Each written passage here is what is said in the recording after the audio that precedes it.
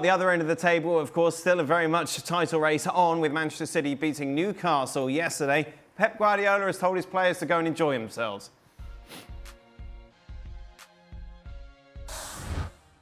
I said to them, guys, what do you have to do? The mental courage, take a lot of caipirinhas, daiquiris in these 3 days. Enjoy life. And after that, make a proper 3 training sessions and go to Leeds. That is a proper way that always we did it. Because you say, no, if you win here, and now Arsenal will do that, or Aston Villa, and now we're going to do it, and after that, slap in your face, and what you thought is completely the opposite. Finally, he's going old school. Finally, Manchester's getting daiquiris, caipirinhas, the whole shebang. Oh. Frank, if a manager had told you that back in the Chelsea days, how would some of your Chelsea colleagues have acted?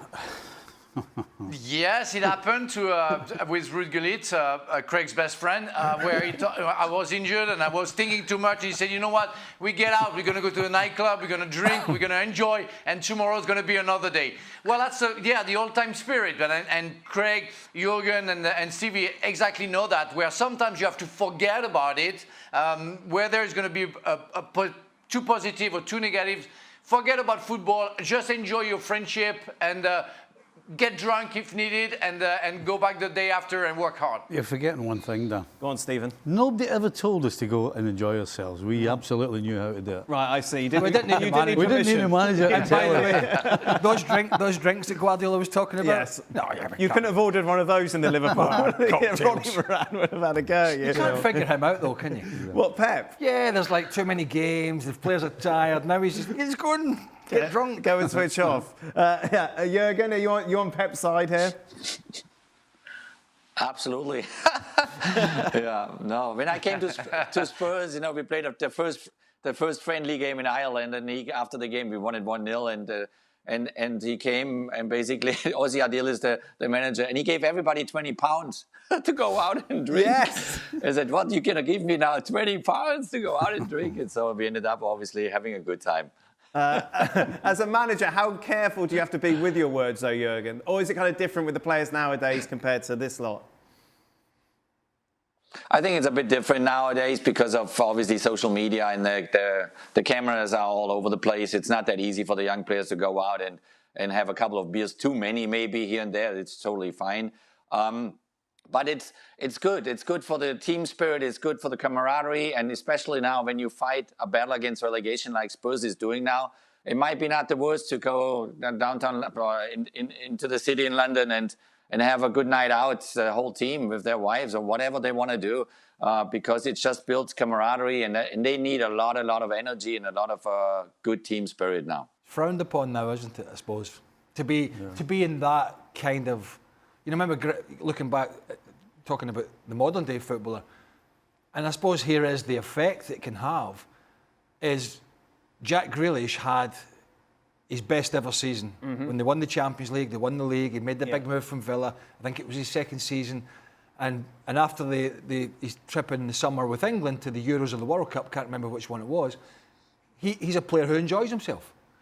But the counter-argument would be he sort of fell off a cliff with injuries and so forth. So all these sports scientists these days are just completely poo-pooing what we were doing in the day, which was you sort of played in the weekend, you trained on a Monday and Tuesday, you generally always had Wednesday off, so you went for a few beers on a Tuesday night. The lads did go out together.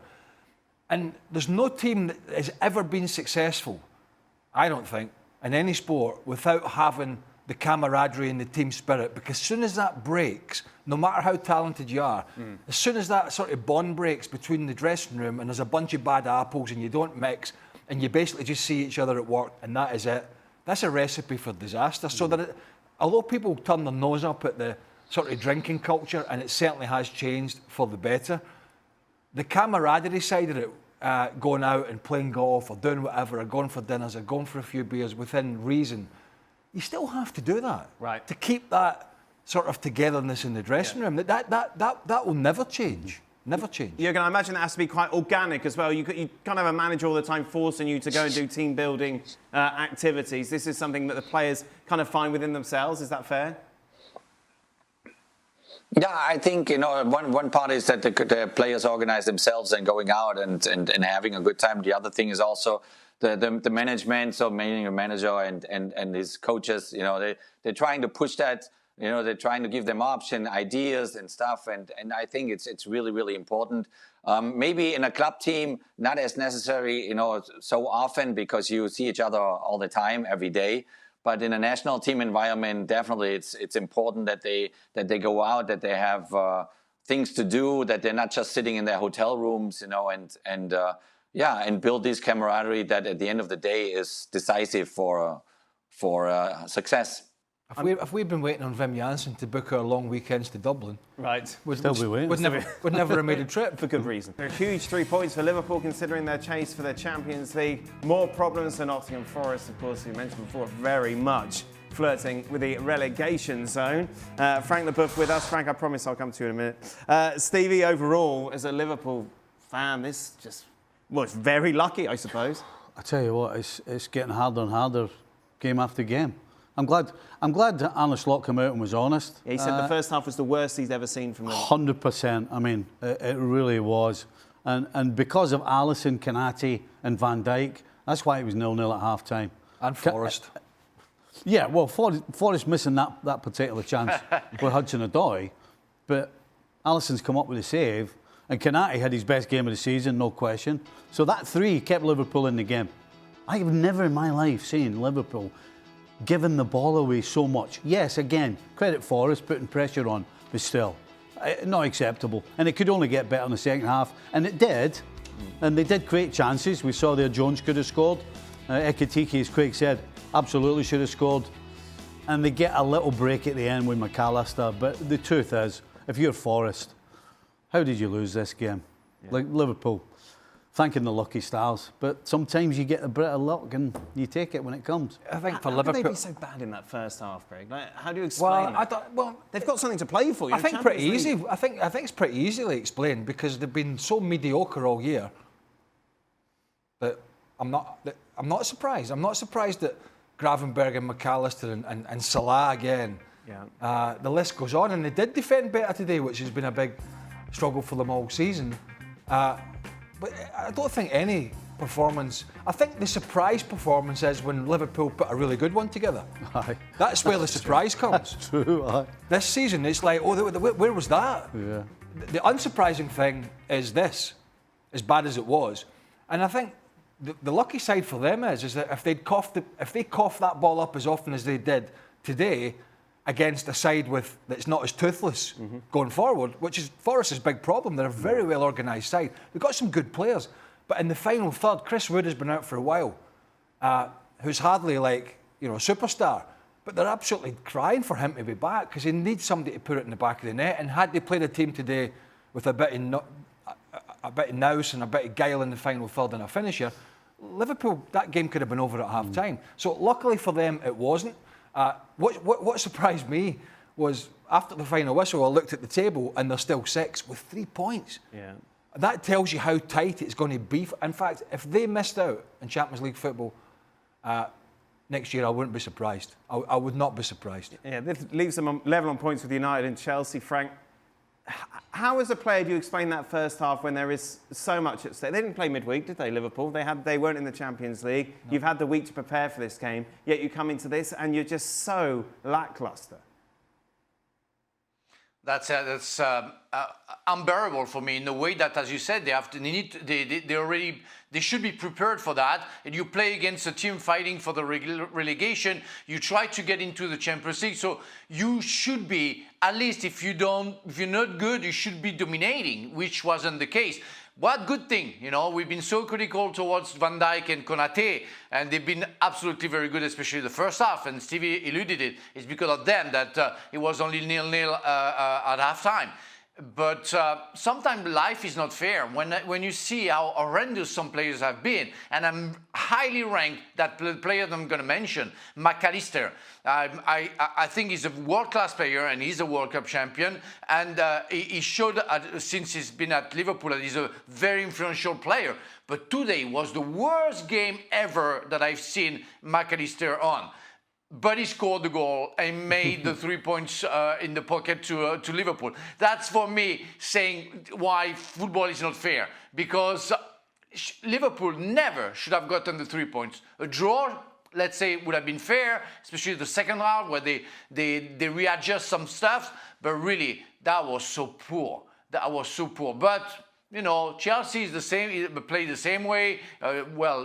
Being poor, we're going to see Manchester United tomorrow. You know, except let's say Manchester City and Arsenal, everybody, and a little bit Aston Villa, a little bit less. Those teams are not good enough to compete for anything, I would say. There's no question. Arne Slot is a huge part of the problem this first half. For him to send his team out in the mental state they were in, I mean, I was trying to figure it out watching it. Do they feel sorry for themselves? Are they that low in confidence? Does Florian Wirtz pulling out make any difference? No, absolutely not. No, zero, not at all.